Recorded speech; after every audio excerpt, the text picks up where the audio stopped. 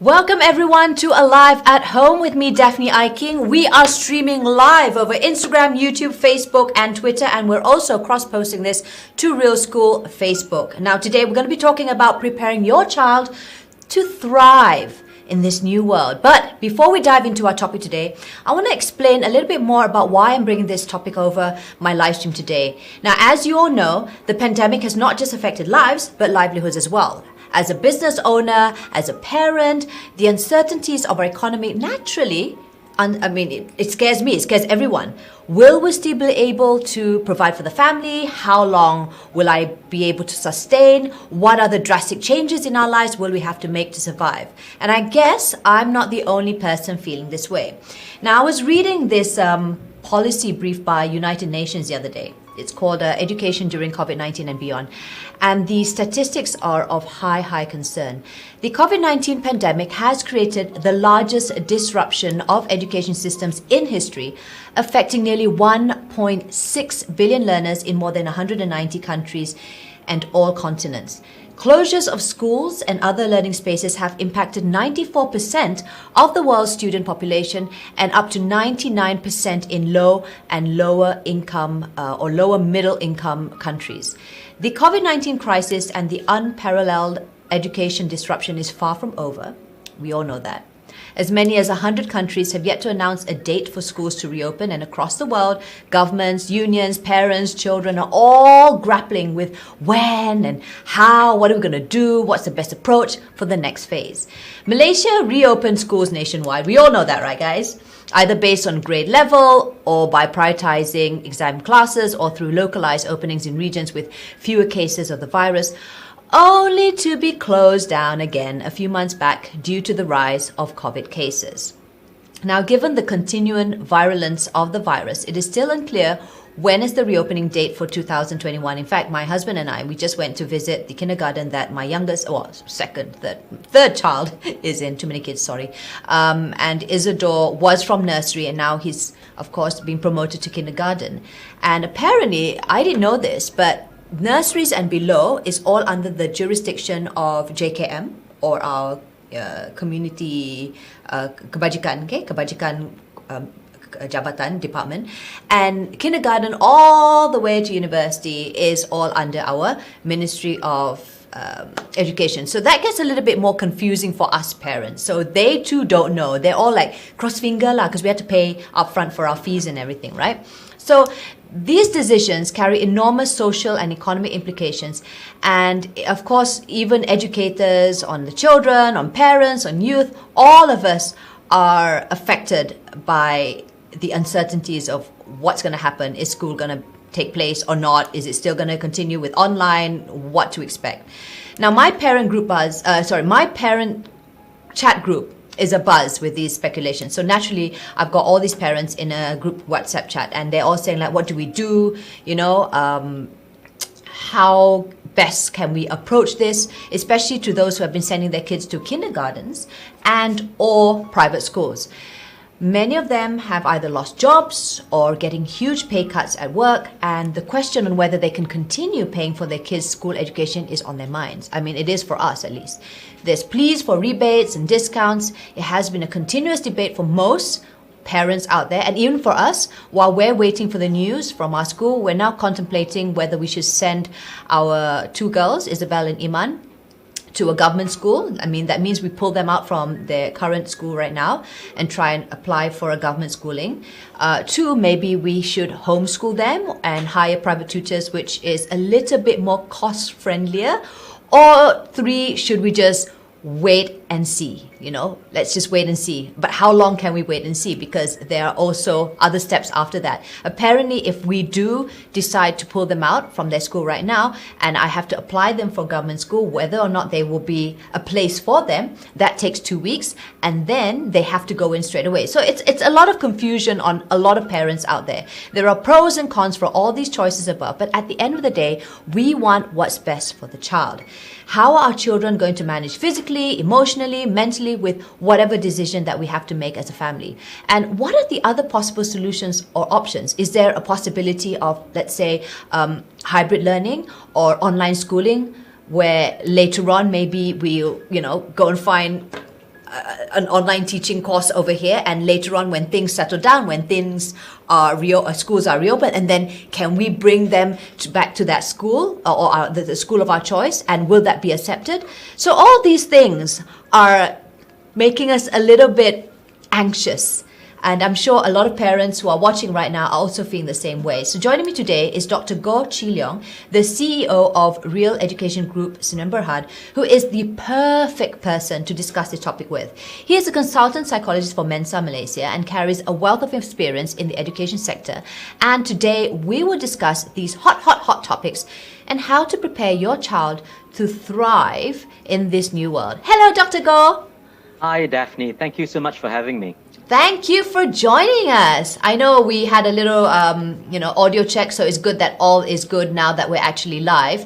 Well, I wanted to ask you this during our little Q&A earlier on before we went on live. How are you actually? How have you been coping since the MCO, the CMCO, RMCO, back to CMCO? I pun sudah confused lah. How are you, doctor? Oh, good. Thank you. Thanks for asking. I mean, look, I think like everybody else, it's been a challenging year for all of us, our family, our organization as well.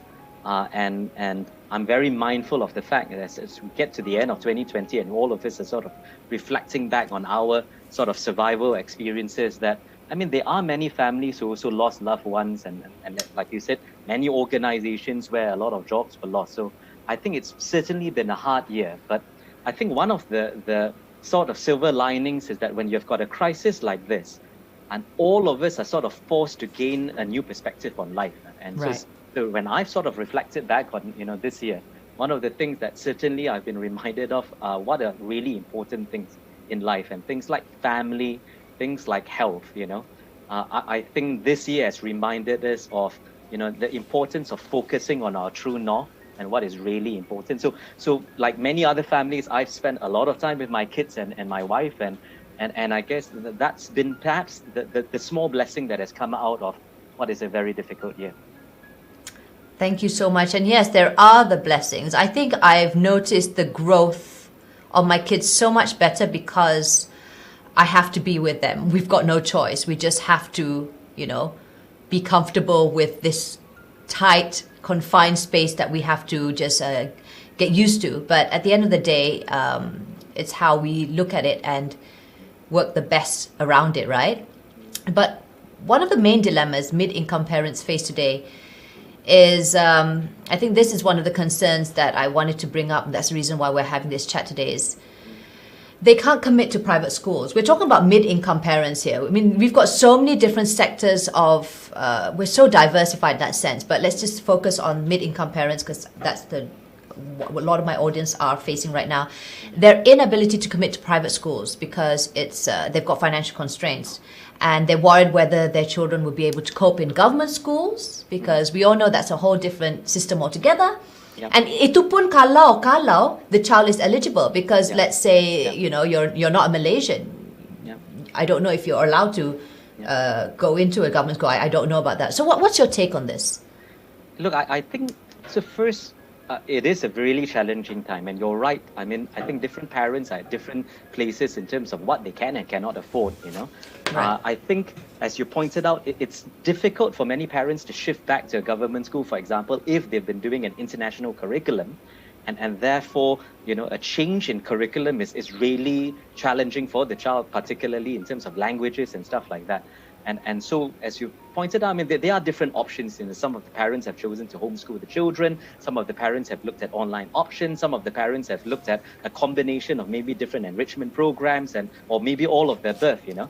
I mean, I think, look, in the end of the day, I think that the compass that parents should use is, look, firstly, to see that this is a temporary situation, So I think even in the most pessimistic, scenarios, people are seeing light at the end of the tunnel for COVID sometime in 2021. Most people are talking about, some sort of a break or tipping point in the middle of 2021.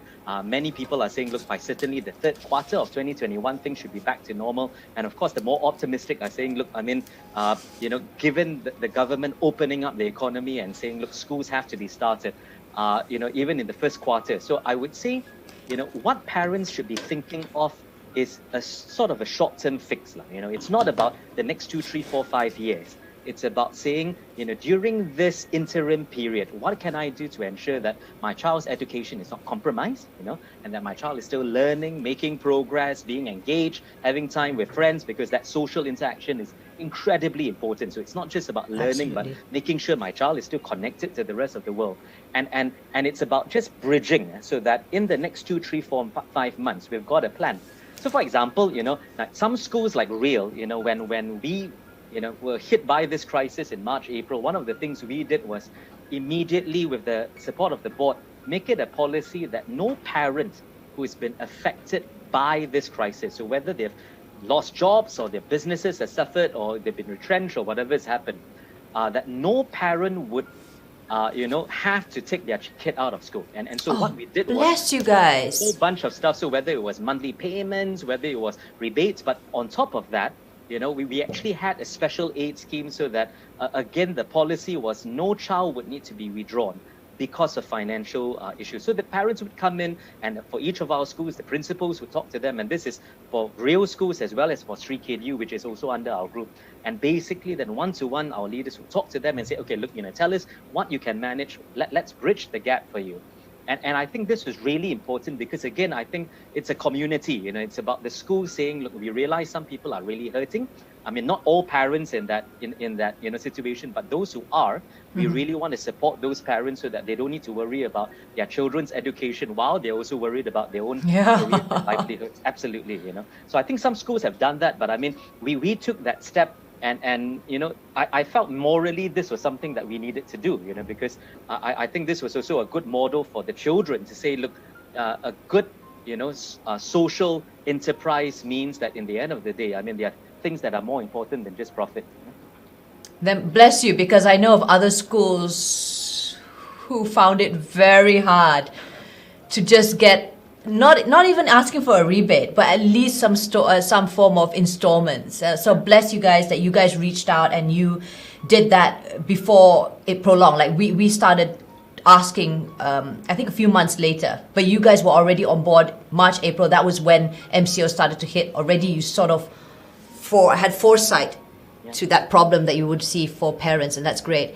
But yeah, you're right, Doctor. At the end of the day, right? I mean, as challenging as it is, I'm maybe there's some optimism I see about you, and I think I'm like that also in the sense where I like to look at the silver lining to every cloud. And earlier I mentioned about how the pandemic has hit the education system, but at the same time, educators like your school, for instance, it has stimulated innovation within the education sector, and there is, for me at least, a profound sense of respect for teachers, because let me tell you, I thought I was the most patient mother in the world until I had to do work from home, trying to complete my confinement because I just gave birth, find solutions, online solutions for my kids, all 3 of them, and be a home teacher. So that really put a toll on me physically and mentally. It was just crazy. I'm sure other parents also felt, especially parents who, it sounds really horrible, but this is the truth, where they need to step out and be themselves by being in their career. So it's not that they don't love their kids as much. It's just that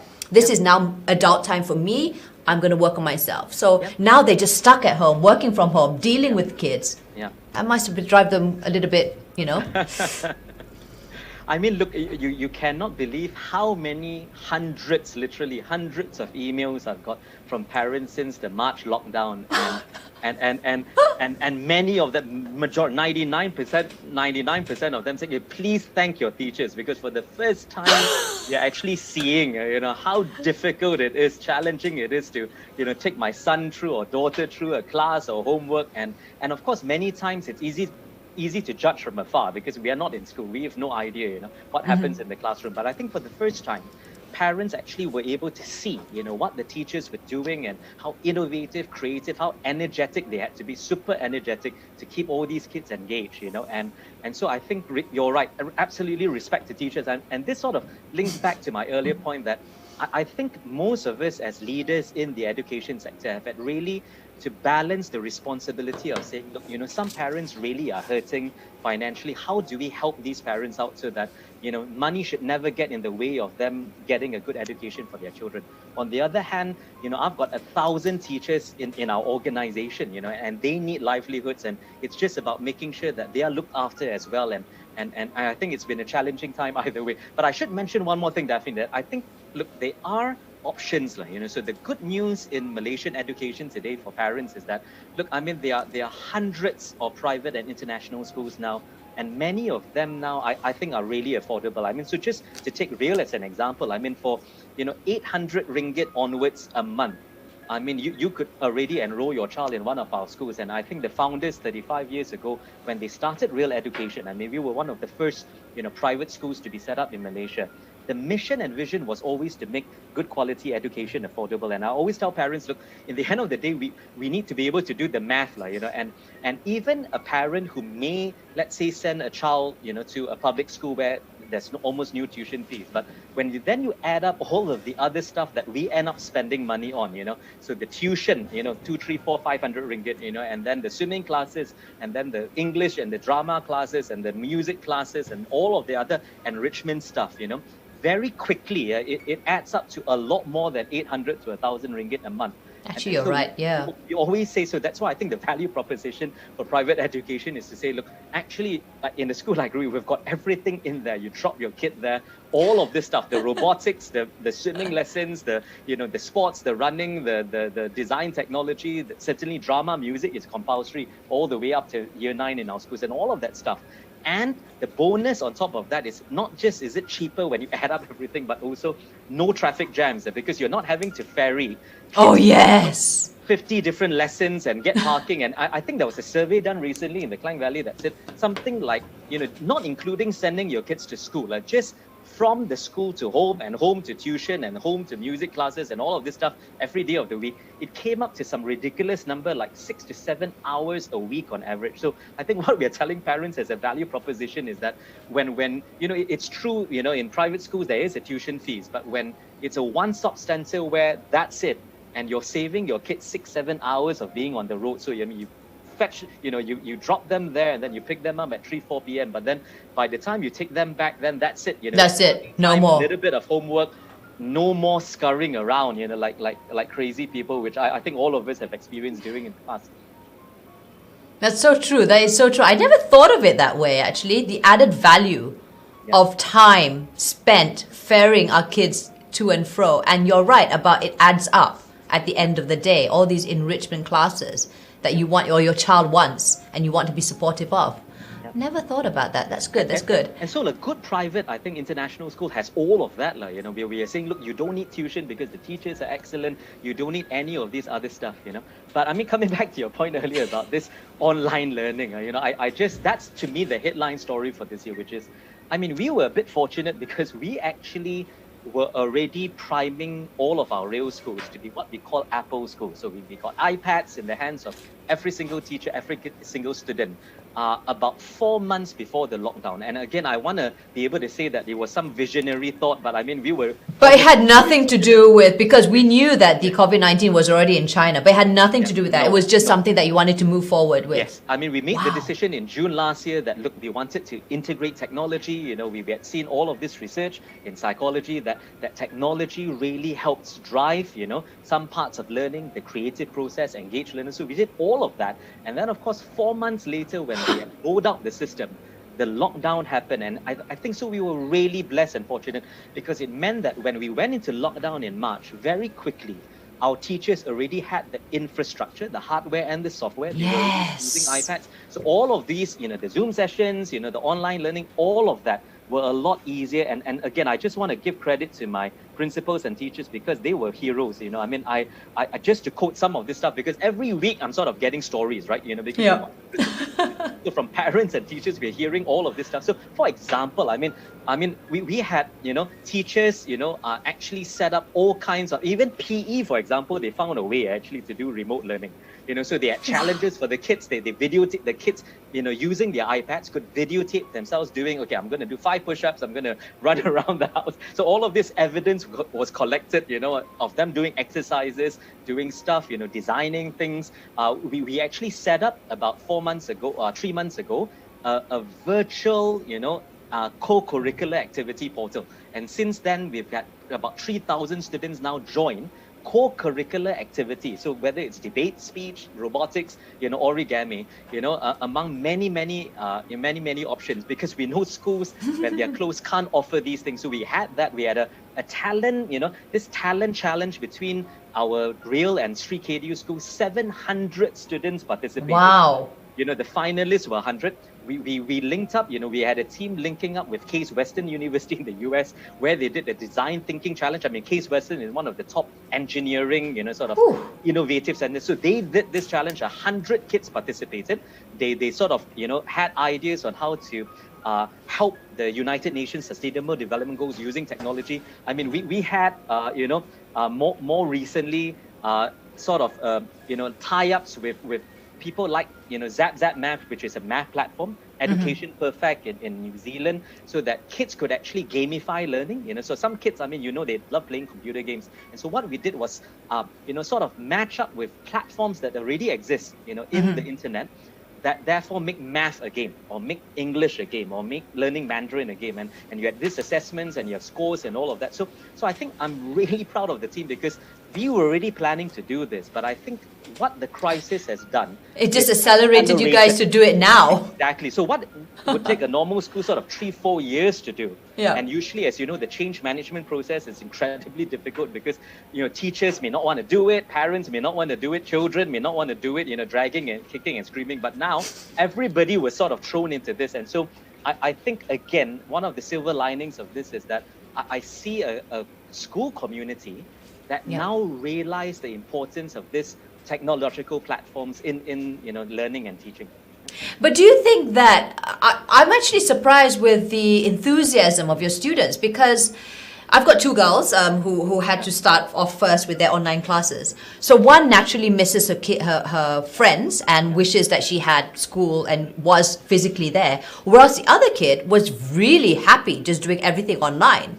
Because I understand, I mean, I do a lot of work right now via coaching, via Zoom, and there is that fatigue and the, oh my God, we're doing it again. Because I'm someone who wants real interaction with someone who I can hold and touch and laugh and hear, and but yeah, so I'm actually very pleased to hear that there is a lot of enthusiasm with that co-curriculum activity that you did. And I guess, again, maybe because you had the platforms, they had the infrastructure, the Wi-Fi was set. I know many schools out there who did not have these resources. And then maybe for you and I, because we're used to talking to people, it becomes a little bit more natural talking over the camera. But some teachers, they may address an audience or they're in students, and it feels very kekok to just talk to a camera. So that's all a learning curve, But again, like your school is lucky. I mean, in a sense, most schools here are lucky. Unfortunately, there are other places around Malaysia where they're not as fortunate. Either they've got problems with internet connectivity, they don't have access to laptops, the teachers don't know how to do this, kids don't have the access to as simple as electricity. I mean, how can we, at the end of the day, we don't want to leave any child behind, right? In your wealth of experience in the education sector, what do you think can be done by policymakers, the government, community, in making sure that we will still be able to deliver quality education across the board fast? How can we cope? I think the key is access, and in fact, we have actually reached out to different NGOs, Oh, bless you. different telcos and all that to see, look, what can we do? I think the good news is a lot of people have been working on this, and you can see, in pockets, their efforts of giving computers to their schemes, or tech companies that are giving out free laptops, phones to let's say B40 community members, telcos working on internet access. But in the end of the day, you're absolutely right. It's just access, and look, since about 10-15 years ago, when we talked about the internet and the Internet of Things, one of the themes that we've talked about in terms of the fourth industrial revolution is that by right internet access should democratize education a bit more, meaning that in the past, things that only really rich people had access to, information to. Now, whether it's businesses or educators or, students, almost everybody has access to the same thing. But you see, in the end of the day, that access is only possible if there's a connection, So I think, that the analogy of, or the story of, students having to go up tree houses to get internet access to do the exams. I think in the end of the day, that's still the point of tension, which is how can we then, private and public sector together, work together to get more access out, because it's not just about surviving, to me, the COVID crisis, it's way beyond that. It's the moment everybody has access to this wealth of information, immediately it creates opportunities and upward mobility, meaning the kid who is poor and have got nothing but maybe a cheap handphone or a cheap, $100, Chromebook or iPad or something like that, something that I have. But the moment I've got access to the internet, immediately means that I've got the same access as the millionaire's kid in Bangsa or Damansara or KL, and I think to me that's the powerful thing, and you see that in countries like India, where you've got projects like that now, giving internet access and then seeing what happens, and it's remarkable transformations, because they are getting access to, whether it's math or science or humanities, learning languages, learning about business and entrepreneurship. All of this stuff suddenly becomes an inspiration, because as we all know, exposure and knowledge are the drivers towards poverty eradication. So I one of the things we are doing, I must add, is that R.E.A.L for the last 3 months has been working, for example, with the Ministry of Education. So what we've done to sort of do our bit was we've worked with the MOE to produce a series of about 11 master classes for SPM students, right? We've got the best teachers from all over Malaysia. MOE has actually been recording it, in their studios, a bit delayed because of the second CFCO. But in the first week of January, we're going to be releasing it to all of the 40,000, SPM students. So anybody with any kind of, coverage or access, but also some of the poorer schools will be actually playing it in their schools. So that they've got access for the SPM students, as you know, they've really been stressed out because the exam has been moved back. So we've done this as sort of our little bit to sort of let's open up, let's give access to the best quality education to anybody out there. And I'm really happy, and I'm so happy that MOE was willing to partner with us on this, and that's exciting. And I think there are many other projects, that are ongoing. And look, the good thing is when crisis happen, the community steps up, and you've got all of these private and public citizens coming forward to say, what else can we do? I've hit tutoring programs, and many other things like that. We've got a couple of questions coming in, but we're going to be addressing those questions with Dr. Goh in just a bit, all right, during our Q&A session. So hang on, write in all your questions, and God willing, we'll be able to address all those questions that are coming in. Yes, keep them coming, parents, keep them coming. Very good questions indeed. Dr. Goh, I hope you spared your afternoon to be with us. I know this is a 1 hour show, but we got a little bit more, No problem. It's great that your team has the resources, as I mentioned, the infrastructure and everything. And at the end of the day, it is a collective effort from everyone to ensure that no child is left behind in terms of quality education. And I think the problem of internet connectivity has been a problem way back then. You know, it's been a problem. Everyone has been, you know, every time we change government, I'm sorry lah, but let's keep it this real. Every time we change government, like it's either one wants to pursue it or one doesn't. But now they are forced to do it. So again, there is the blessing in all this. Life is indeed very unpredictable. We live in a very, you have this term for it, VUCA, is that how it is? Yes. Volatile, uncertain, it's very complex, ambiguous. it's ambiguous, and this is of course all shaped by the fourth and fifth industrial revolutions. I think you guys, Real Schools, really have foresight and you know all this. You have implemented innovative steps to address the real problems with real education. Take us through this. So look, VUCA was actually a concept developed many, many years ago, but for military training. So ironically, it was the kind of thing that, you know, when you went to West Point and Sandhurst and you were training as a military leader, they would say, look, the battlefield is not like the real world. The battlefield is VUCA, right? So leadership in the normal, stable world is different from when you're in the middle of a war. And it's volatile, so always changing, uncertain. You can't predict what's going to happen next. Complex, many, many factors happening, you know, hundreds of things that are changing. And then, of course, ambiguous because you can't really define what the next endpoint is. So they use that to train military leaders to understand true leadership in battle. Now, I think over the last 10 years, it's become staple MBA. So you go to any MBA Business 101 course. Now, everybody says, look, this is a VUCA world now. You know, it's not just in the battlefield. The whole world is a VUCA world. I mean, you could have, look, a terrorist attack in Europe. It creates a huge ripple effect. Yep. All of us are shut down in terms of, you know, industry. I mean, last time, don't even talk about COVID. We had SARS, we had haze, we had all kinds of stuff that used to surprise and disrupt us. And I think to me, COVID this year obviously is the largest manifestation of this disruptor VUCA world. You know? I mean, look, nobody in December when we were making New Year resolutions, God! none of us, no company in the world would have said, okay, this is what we're going to be doing. So I think, look, to me, coming back to your point about kids, you know, and their education has been disrupted and now they've got to sort of adapt to online learning. So to me, this is a teachable moment, right? You know, this is a golden opportunity for us to then say, you know what, rather than, you know, sort of protect or shield my kids from the realities of this VUCA world, this is a really good teachable moment to tell the kids, hey, look, guys, this is the real world, you know, and I know it's difficult, you know, I completely understand it's stressful, it's tough not being with your friends, and it's difficult, you know. I mean, look, at Zoom and remote learning, as much as we do it well, it's never obviously going to be an ideal substitute for face-to-face learning. But I think it's about then telling the kids, look, this is a good opportunity to learn to be adaptable and resilient. And these are the examples of the skills that we've come up with in R.E.A.L. So what we did last year was, again, I mean, foresight, you know, showed that this was really good timing. But I think, Papa, we need to send to Real School already. Yeah, they got foresight already.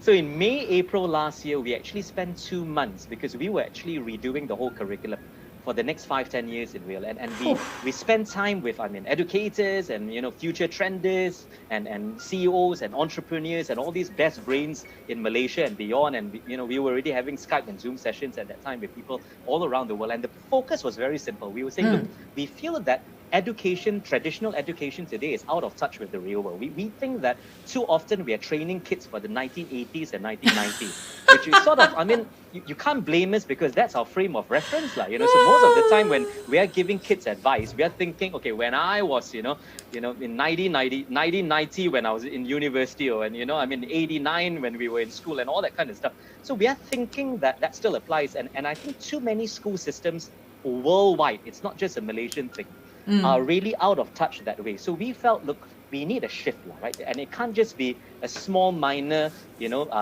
pivot. It needs to really be revamping. So we got together and we talked to all of these people and we said, okay, look, you know, let's come up with a new curriculum, and we called this our 10 real world skills. And so we said, okay, our new mantra for R.E.A.L. schools is real education for the real world, rather than creating this ivory tower or, you know, make schools, you know, this sort of protective layer that, you know, gives them a false sense of what the world is. Let's bring the real world into school, and in a good way, you know, I mean, in a fun way, in an exciting way, but still not shield them from the realities of this is what you need to survive. And I think when we talk to parents, I mean, they were so excited by this. And as you know, look, for the last 20 years as a psychologist, I've been spending a lot of time with parents all over Malaysia, and I think to me, the big picture goal of any parent is, look, I want to see my child living a full, happy, fulfilled life, right? So whatever they end up doing, whatever pathway they end up doing, whether they are working, whether they are rich or poor, whether they are in Malaysia or somewhere else, whether they are single or married,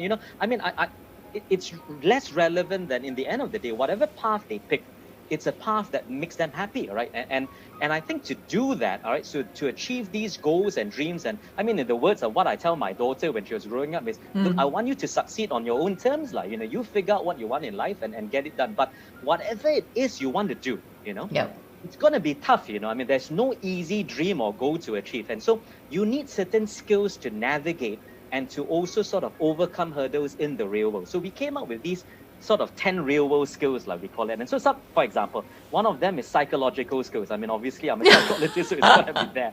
So we talked about psychological skills. So we said, okay, things like resilience, right? In this VUCA 4IR world, the World Economic Forum talks about the fact that on average, our kids may need to change industries 3 times, So such is the disruption that, look, they may be doing one thing and then look, the robots and the AI take over that.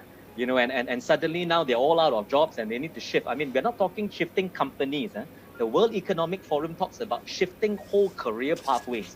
And so the degree of volatility and versatility needed in our children is way beyond anything we've experienced. Most of us talk about shifting companies, We don't talk about 3 major career shifts in our life. Another stat talk about the fact that 65% of jobs that our kids are doing, right, don't exist right now in the world. And so this idea of VUCA guided us. So we say, look, you really need to be resilient, man. In this VUCA world, things may happen like COVID, and you need to be tough enough emotionally, psychologically, to be able to tahan. You cannot be too weak. You cannot be, too easily flustered, right? Life knocks you down. You need to get back up.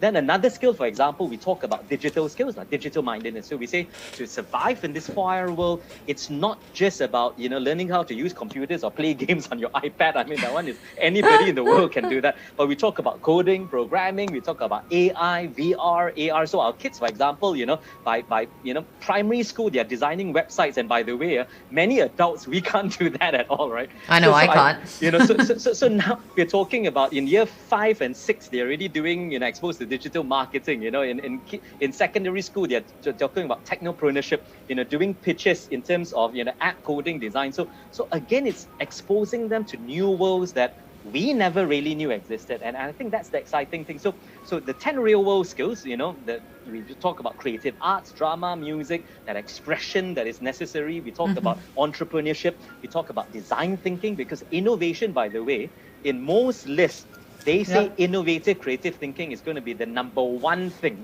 in this world that is taken up by robots, because it's the one thing that they can't do. Robots can't do so well. Well, not yet, right? Yeah, you're not yet.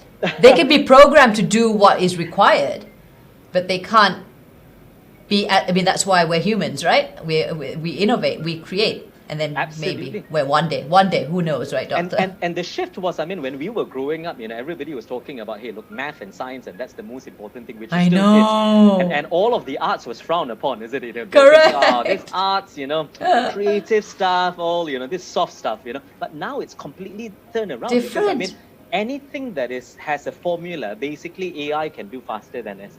But it's innovative, creative thinking. So I think all of this stuff, we put together this 10 real world skills, and we've introduced this last year. And so far, the kids, the parents love it, because like I say, to parents, they have this sense of assurance and peace of mind of saying, okay, look, at least I know when my kid graduates and goes off, to start university or work, I don't need to be sort of babysitting them. So I should also add that, we've even added some old school skills like CPR. So all of them will learn first aid and CPR.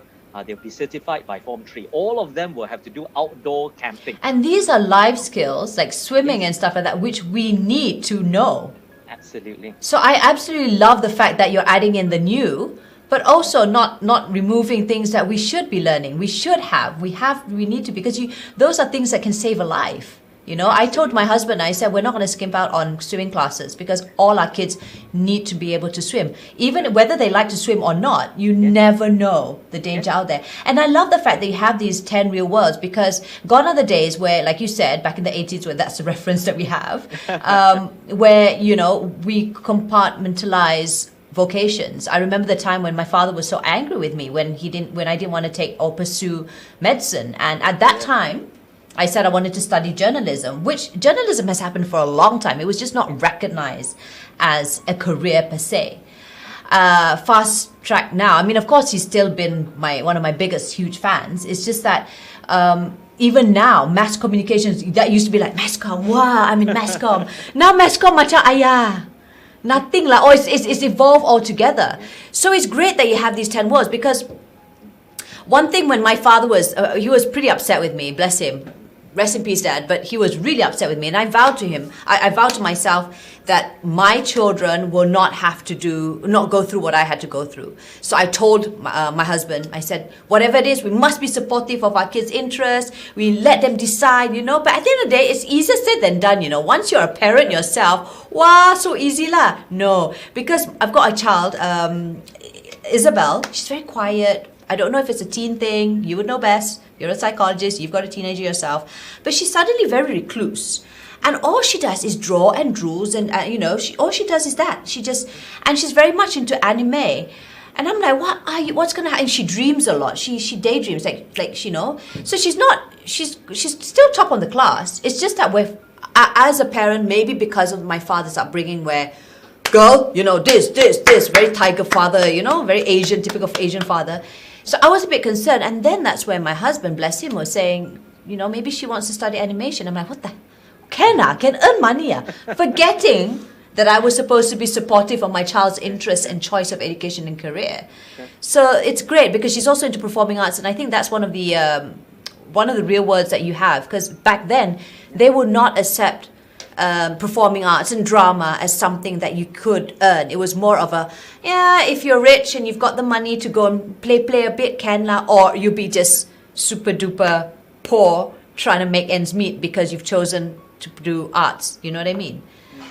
Iman, on the other hand, I don't know where she would fit into your real world, because she's very interested in politics. Surprise, surprise. So we don't have a curriculum on politics. So I don't know what would Iman be then? If she's more on like community, more on politics and changing policies. One of the worlds we have is, we call it, it's really the global skills, like, you know, so one of the real world skills, and that's really important because I mean, in fact, I minored in political studies. In fact, I was just writing in my Facebook post earlier this week that one of my favorite lecturer, Professor Jim Flynn, who was my political studies lecturer, had just passed away last week, and I had this whole tribute about he's the one who got me into lecturing, and I loved his classes. And even when I was doing my PhD, I used to sneak into his classes just to sit there and rapture and just absorb about Plato and Socrates. So I would say to Imam, great, you know, that's great, because we need, you know, we need a whole new generation of politicians. But look, I think politics, of course, comes under, to me, the banner of understanding the world,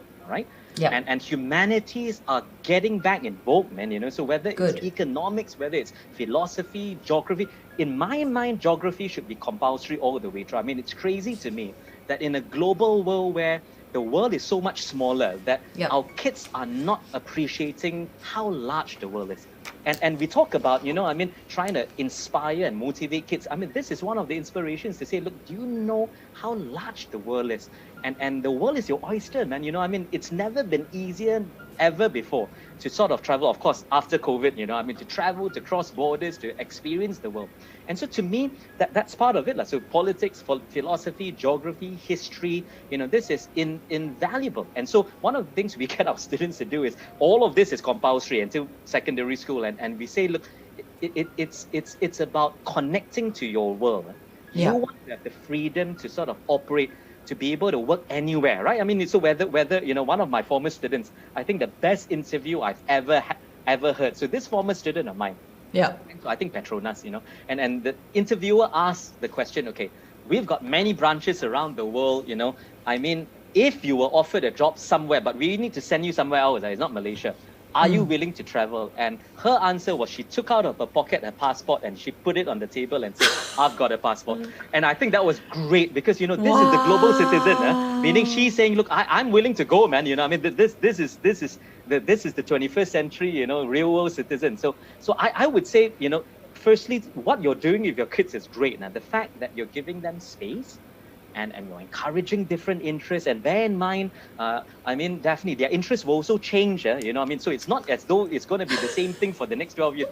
So I think childhood and teenagehood to me is about giving them space to explore all of the different options that are available. All right, and this is my tip for parents, right? So I would say, for parents who are trying to help their kids make decisions about careers and what university and that kind of thing, all right, two things, all right? So I simplified. There are two parts of the career guidance, finding my life pathway process, all right? The first part is helping them understand themselves, all right? Okay. So that's about what I'm, I think the yardstick should be by the time they're about 18, 19, 20, 21, they should be able to answer the question, what are my talents? What are the things I do well?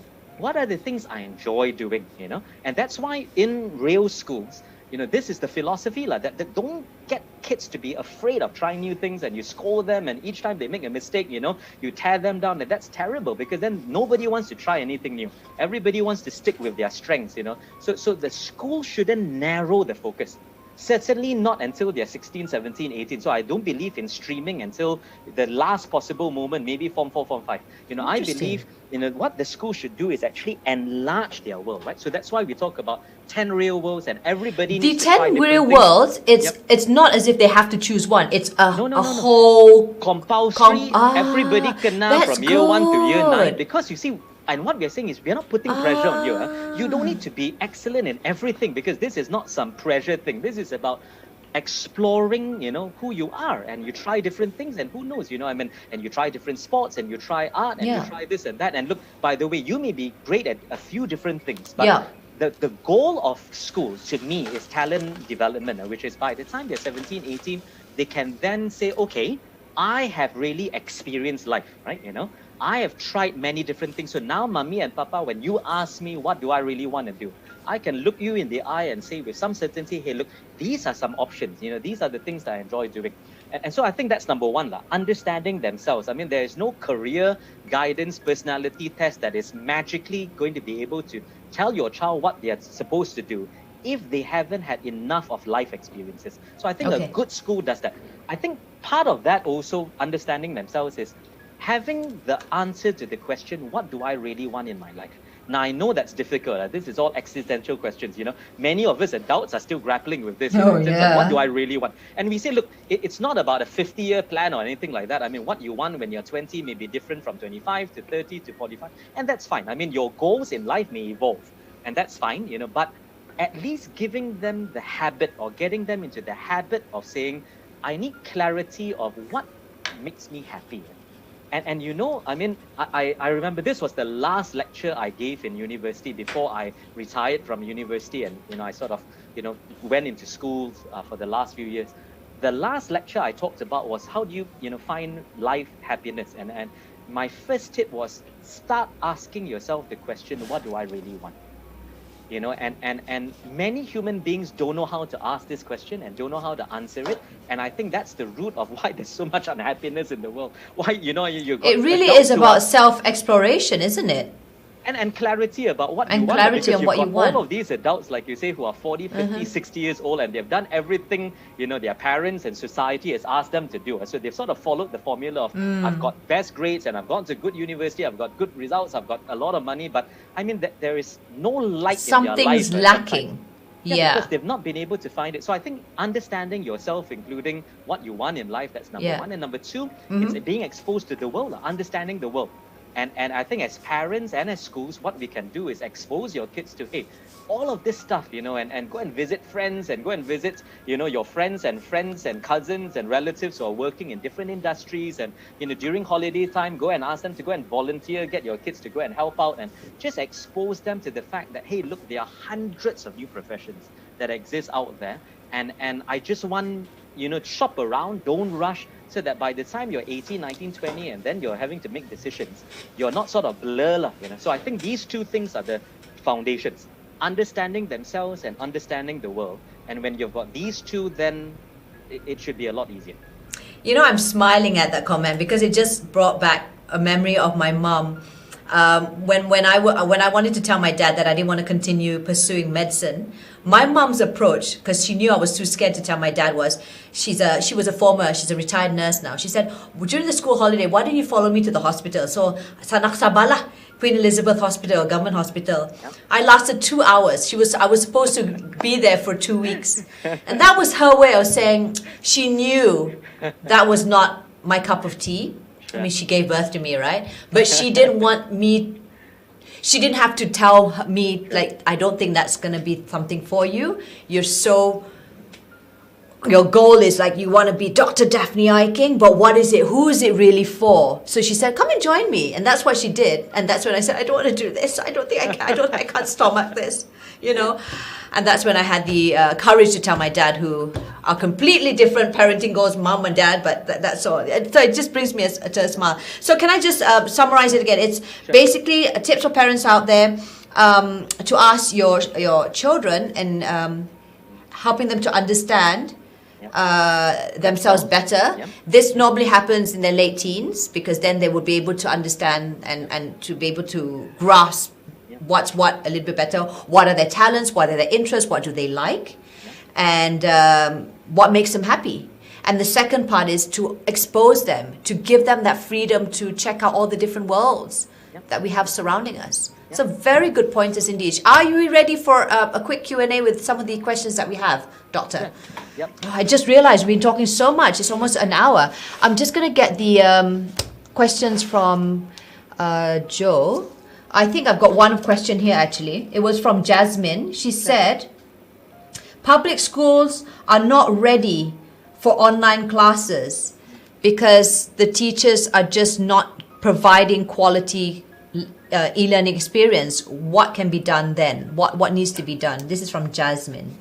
I think, look, to be fair, it varies. You know, I mean, I don't think it's fair to say all public school teachers are not ready. We've seen some really excellent examples. And I think, again, you know, different teachers have adapted in a different way. Some of them are more ready, more innovative. Others, really, they're not used to the medium. And I don't blame them because it's completely new. But I would say maybe one of the things we can do, and we've certainly, as a private school in R.E.A.L and Sri Kedi, opened up to say, look, if any of the public schools want help, I mean, if there's anything we can do to help them in terms of them coming in to see, observe what our teachers are doing, you know, some training being provided, perhaps. Oh, bless you guys. I mean, we are more than happy, because look, I think all of us in private education, I mean, when you look back at the founders of private education, all of them, I think, had Malaysia in mind. You know, I mean, it wasn't for profit. It was really, how can we have an impact on the country? So I would say to public schools out there that if you need help, you know, you find that your teachers are struggling, please reach out to me anytime.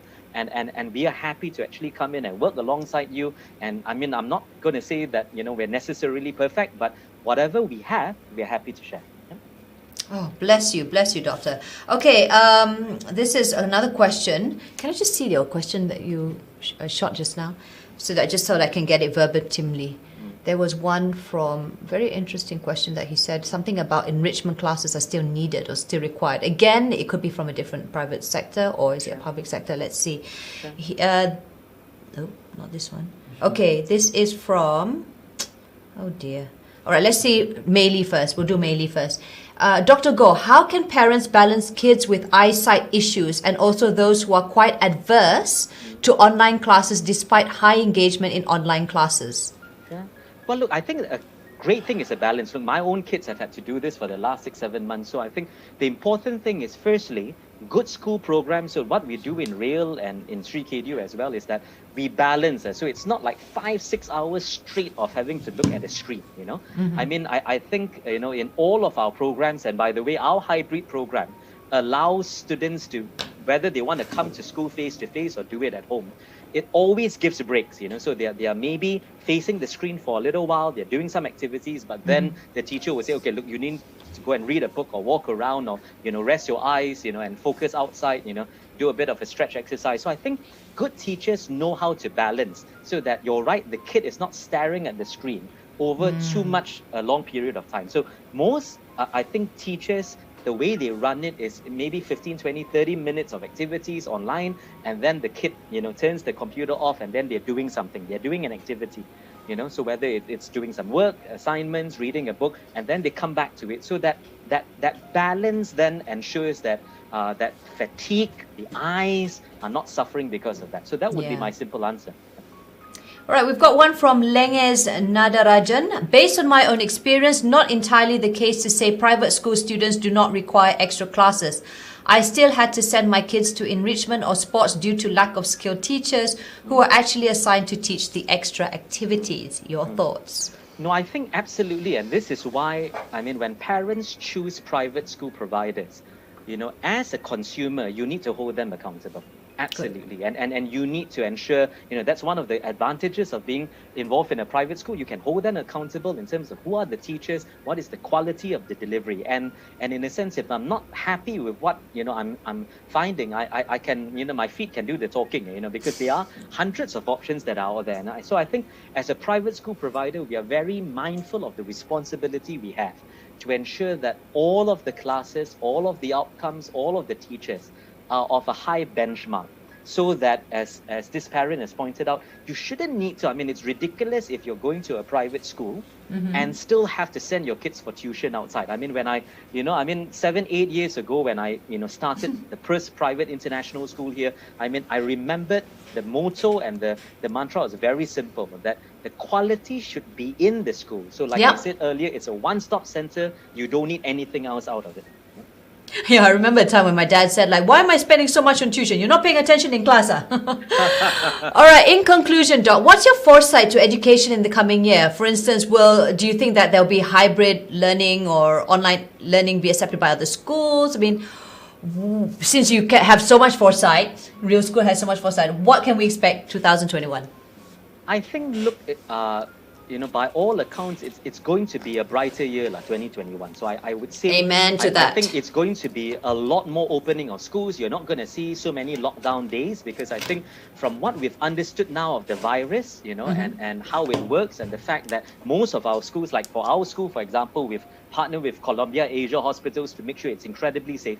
I think more parents are now going to feel more secure to send their kids back to school. But having said that, I think it's really important for schools to be ready, all right? And I think all schools should take note of the fact that there's still going to be some volatility, which means that, the hybrid learning model is important, whereby, whether it's face-to-face or whether it is actually remote learning, schools need to have those two models. And like in the case of R.E.A.L, we actually operate those two models side by side. So we developed something with Apple Education Singapore about 3 months ago. So just before we opened up in July, we already realized that it was going to be half-half, meaning some parents may say, hey, look, my kid has a sniffles today or a bit of a cold, so I can't send my kid to school, but I don't want my kid to miss out, or maybe some parents may say, look, I'm still a bit uncomfortable sending my kid to school. So we actually had side-by-side hybrid classes, whether, so half the class may actually be in the campus class, physical, and the other 4 or 5 may actually be doing it online. So to me, I think that's the future. For the next 3-4 months, with parents still being a little bit wary, I think good schools are going to have to maybe follow our model and actually offer those side by side moving forward until by May, June, when I think everything then opens up. The vaccine, most people are vaccinated, they've got herd immunity, and then, thankfully, everybody can then go back to school. And I know a lot of parents are going, phew, But I'm sure, surely, doctor, surely you got first sight, no news, no speculation of when it's going to open or not. They're saying right now it's 20th of January, right? That is the schedule for most schools. In fact, actually, most of our schools, I would say our schools have actually really announced. And of course, our schools, some of them are running the international curriculum, national school curriculum. It's different dates, our kindergartens, but I can tell you, all of them are opening before January 20th, because January 20th is for public schools. And for public schools, because they've got capacity issues, because their SPM students are having to come in and do the SPM. That's why the staggering, all of you notice, for the public schools, it's staggered they are opening a bit later, all right, to give their teachers a bit of a break, but also not all of the years can come back on January the 20th. The staggering goes all the way until February and March, but largely it's because they are struggling with capacity because they need to run the SPM exams in February. Oh, They don't have yeah. enough classrooms, Yeah, you see. So I think because one of the- they've to do the social Yeah, distancing and you know. everything. Yeah. So I think one of the advantages of private schools, because we have no shortage of, campus space and all that. So we are all starting in the first 2 weeks of January immediately. We've already announced it to parents because we've got more facilities in terms of being able to adopt that. So I think myself and I think a lot of the other private schools probably have already announced start dates in January. And I can tell you, I think the teachers are all dying to get their kids in because, all of this, I mean, the school buildings are so empty and depressing without the life of the school. With the in them. life of the students, right? First week of January already, a lot of our schools are opening up, and I personally can't wait to go and walk among them because the funnest part of my job is actually just, being there with the kids. Like I say, I mean, school buildings are dead without kids, so we are looking forward to that. Our school actually recently just sent an email and said, "Oh, now you can buy your kids' books online." And I'm like, why did they do this earlier on? That means it could have been done because back then we had to go and line up and do it like, come there, panas, but now it's there. So I'm actually going to be optimistic about this. There's a blessing in disguise. And more ebooks, I should mention also. So a lot more ebooks are available, so they may not even need the hard copy. Correct. So we save the trees, save the environment. All right. Just very quickly, Meili Tan, who asked the question early on, she says, "Thank you, Dr. Goh. All my kids are or were from R.E.A.L Kids. Thank you to all your teachers and principals at R.E.A.L Kids Bukit Jelutong for their dedication. There were challenges, of course, but appreciate the foundation given to them prior to them entering primary schools." That's from Meili. Wonderful. That's lovely to hear. And look, our teachers in the R.E.A.L group are super dedicated. So like I say, they've really done everything they can in their power to make sure the kids have as much of a great education in spite of all of the challenges. So I kudos to all of them. Maybe I should end by thanking all of them for making this a year challenging but still very, very fulfilling. Thank you. You know what they say? They say that a good team is led by a good leader. So kudos to you, Dr. Goh. And I am really, really hoping that we can chat more, hopefully in person. And if you would like to know a little bit more about R.E.A.L schools, then you can visit realworldready.realschools.edu.my. We will post it in our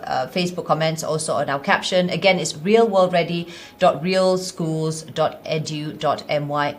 Thank you, Dr. Goh. What a pleasurable afternoon chatting with you and getting insights on you, and your positivity is just so infectious. The pleasure is all mine. Thank you so much, Daphne. Thank you.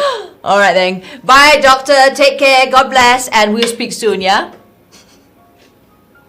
So that was Dr. Goh. Oh my God, I love him. I love his optimism. I love the fact that when you meet someone, or in this sense, it's virtually. But when you meet someone and you've got very good vibes about that person, it just brightens your whole day. And I can see why he's leading such an amazing team and doing what they're doing, and they've got foresight and they're ready to face VUCA. I'll be honest, that's the first time I've actually heard of it, and I'm actually very, very keen now to find out a little bit more about. How do you spell this VUCA? VUCA, volatile uncertainties, complex and ambiguous. Wow. We should go and check them out, my love. Volatility. Yeah, Right? but yes, again, go visit realworldready.realschools.edu.my. I really hope I can get Dr. Goh to speak about this more, because obviously 1 hour is not enough. But yeah, I'm looking forward to probably taking a visit to their school. I think we have one nearby, Papa. Yeah. We should go and check it out, because, I'm a little bit sold. What we were meant to be talking about, terlari sikit. Makes you wonder whether our kids are in a real school. Exactly. And the fact that they've got these 10 worlds, you know Yeah. what I mean? 10 worlds where it encompasses everything that they should be exposed to. And then they can sort of figure out in life what is their interest, what is their talents, what makes them happy. And then they can figure out what they want to do, rather than we have someone who, 2-3 kali masuk sekolah, this one flung here, flung there, ayo, murga. So yeah. This is great. All right. Well, thank you so much to everyone who has stayed on all the way. I know we ran a little bit over time, but I'm so thankful for all your feedback, your questions. And if you have any questions for Dr. Goh, please head over to their R.E.A.L School Facebook page and you can get in touch with them there, right? In the meantime, my name is Daphne Eiking and it has been a pleasure talking to our wonderful guest today. And I hope you guys are staying safe at home. Parents out there, don't worry. Let's think positive. Think of the silver lining to all this. And let's just have a good break. Let's have a good Christmas break before we start getting all anxious again, figuring out what's going to happen next for our kids, all right? They're going to be okay. We're going to be okay. We're resilient. We're a resilient lot, aren't we, baby? We are. All right, then. Take care, everyone. I'll see you on our next Alive at Home with me, Daphne Eiking. Bye for now.